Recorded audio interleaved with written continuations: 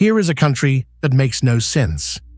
It's the second largest nation on the entire planet, a landmass so vast it stretches across 6 time zones and touches 3 different oceans.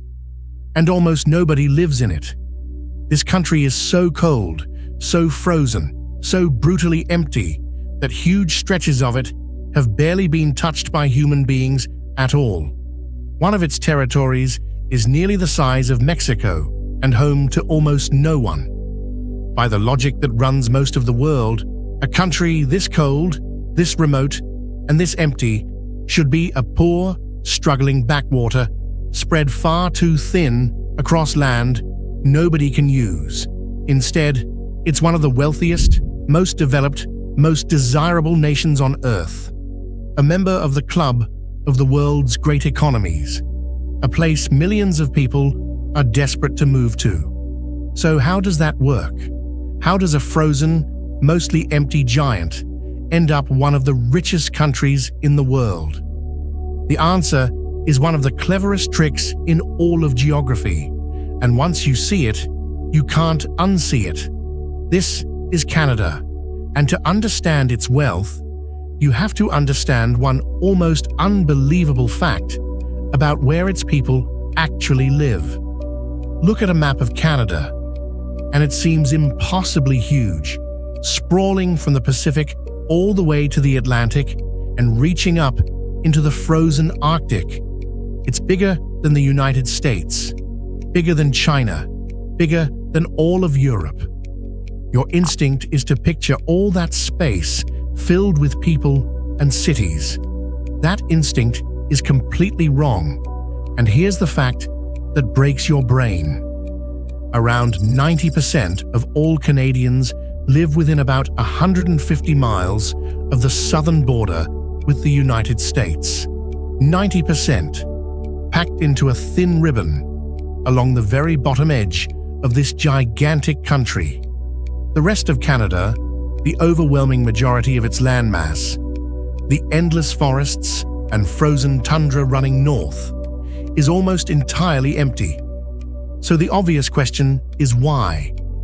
Why would the people of the second biggest country on Earth all cram themselves into one narrow strip and ignore the rest? And the answer to that question is the exact same answer to why Canada is rich. Because Canada worked out something most countries never do. It stopped fighting its own geography. Most of Canada is, frankly, hostile to human life. The far north has an Arctic climate where winters are long, dark, and lethally cold, where growing food is nearly impossible and building anything is a war against the elements. A country that tried to spread its people evenly across all of that would bankrupt itself just keeping everyone warm and connected. So Canada didn't. Its people gathered exactly where geography was generous.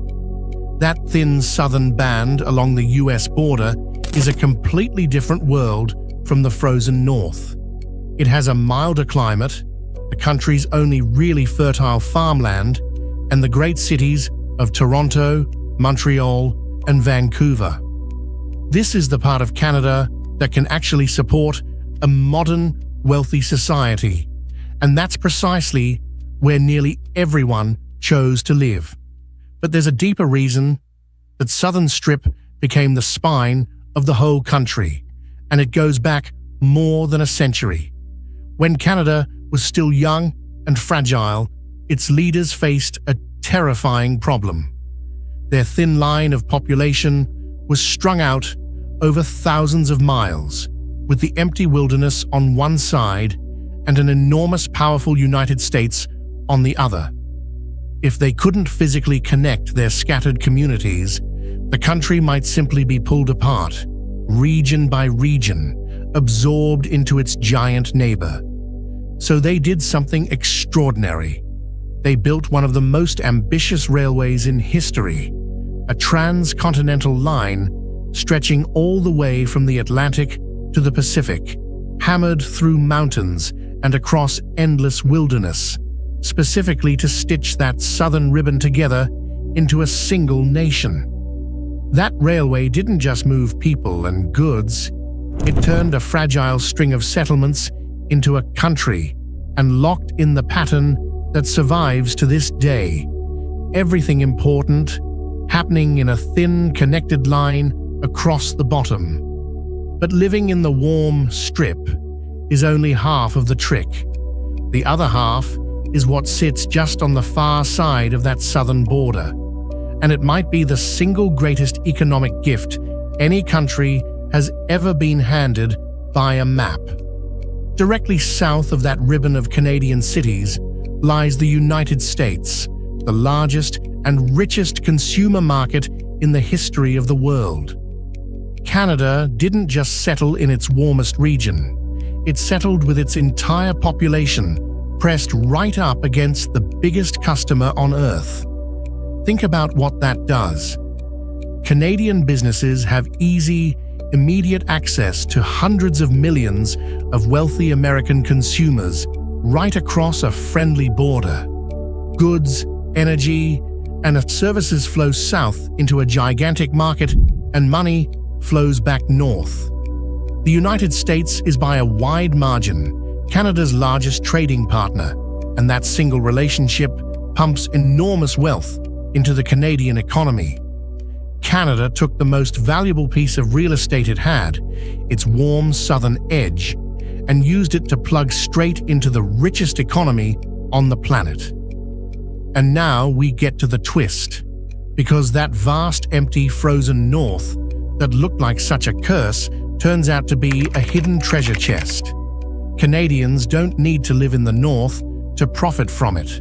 That enormous, nearly empty landmass is loaded with natural resources on a staggering scale. Canada holds some of the largest oil reserves in the world. It's a giant in minerals, in metals, in the potash that feeds the world's fertilizer. Its endless forests supply a massive timber and paper industry, and it contains a huge share of the planet's fresh water, a resource that gets more precious every year. And that last one may matter more than all the rest combined in the years ahead, as climate change and growing populations put more and more strain on the world's fresh water. Canada sits on a colossal share of it, in its lakes, its rivers, and its glaciers. In a future where clean water becomes one of the most fought-over resources on Earth, the frozen, empty north that nobody wanted could turn out to hold the most valuable treasure of all. The land that looked worthless may end up being priceless, so the picture completes itself. A relatively small population gathered in a comfortable southern strip right next to the world's richest market, quietly owns and extracts the wealth of one of the most resource-rich territories on the entire planet. They get the treasure of the North without having to endure living in it. The cold, empty land isn't a burden they carry.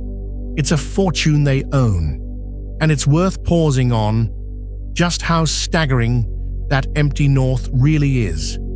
Take Nunavut, Canada's largest territory. It's nearly the size of Mexico, a country of over 120 million people. Nunavut's population? Around 40,000. That's not a typo. An area that vast, home to fewer people than a small town. Across the whole Canadian North, millions of square miles are inhabited by a tiny fraction of 1% of the population. To most of the world, that would look like wasted, useless space. But Canada has quietly turned it into something else entirely, a strategic reserve. The oil, the minerals, the timber, the water are all sitting there, owned and protected, waiting to be tapped when the world needs them, without a single crowded city required to hold the claim. It is possibly the largest, emptiest treasure vault on the planet. Now put the numbers together, and the paradox dissolves. Canada has a fairly small population, around 40 million people, for such a colossal country. But those people are concentrated where life is good, wired into the American economy, and sitting on top of a mountain of natural resources.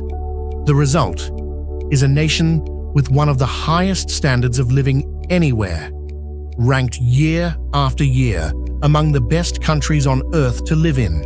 This isn't a poor country stretched too thin. It's a rich country that was smart about where to stand. So what's the real lesson buried in the frozen emptiness of Canada? It's tempting to look at a map and assume a country's wealth comes from its size, that more land means more power and more riches. Canada proves that's just wrong. Most of Canada's land contributes almost nothing to where its people actually live, and it doesn't matter in the slightest, because what makes a country rich isn't how much territory it has, it's how well it uses the territory that counts. Canada was dealt a hard hand, a giant, frozen, largely unlivable country. And instead of fighting it, Canada made a series of quiet, brilliant choices. Live where the land is kind. Trade with the giant next door. Own the riches of the wilderness without trying to tame it. Canada didn't get rich in spite of its geography. It got rich by reading its geography perfectly and refusing to waste a single ounce of energy on the parts that were never going to pay off. The map handed Canada a frozen giant of a country, and Canada worked out exactly which small piece of it was worth everything.